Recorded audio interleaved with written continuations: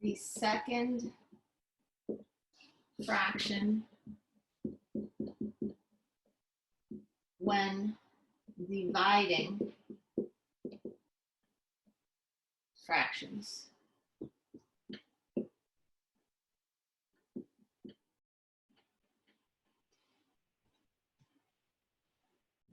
So we can say, we can do it with numbers first.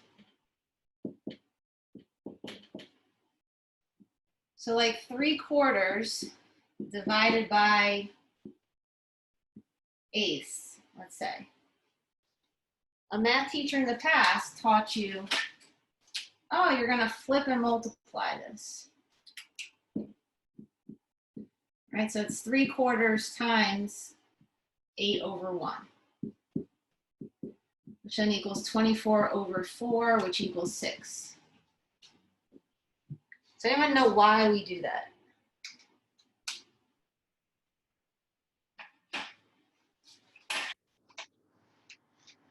All right, so I'll do it in, which color do I like here? I'll do it in purple.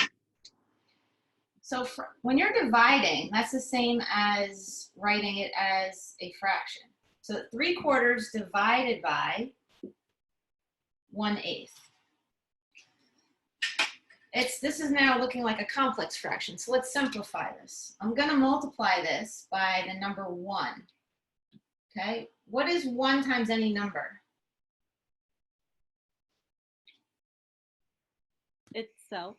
Good. So 1 times any number is itself. So this is a trick I can use. I'm going to write 1 as 8/1 and 8/1. Notice it's the reciprocal.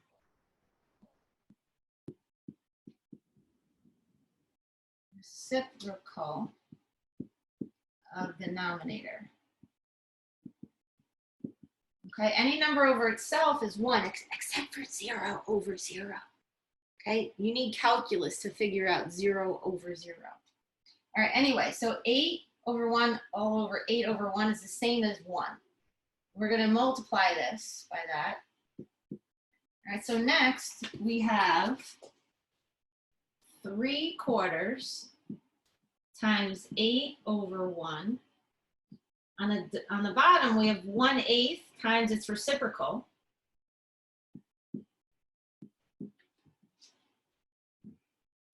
I hope you see where this is going now.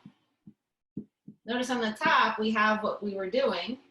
On the bottom, we have 8/8, which is a 1 again. Anything over 1 is itself.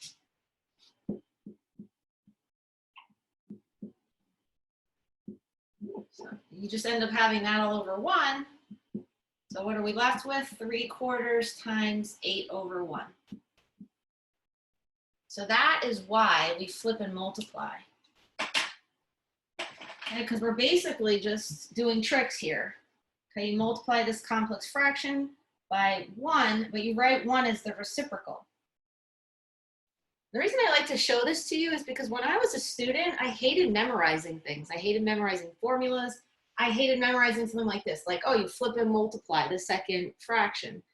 I wanted to learn more why you do that so that I don't have to memorize. Because once you know why something is the way it is, you just know it. And even on tests and quizzes, I would actually go through these steps, essentially. I wouldn't even do the flip and multiply. So I just kind of want to challenge you to think that way as well. Less memorizing means more conceptual understanding.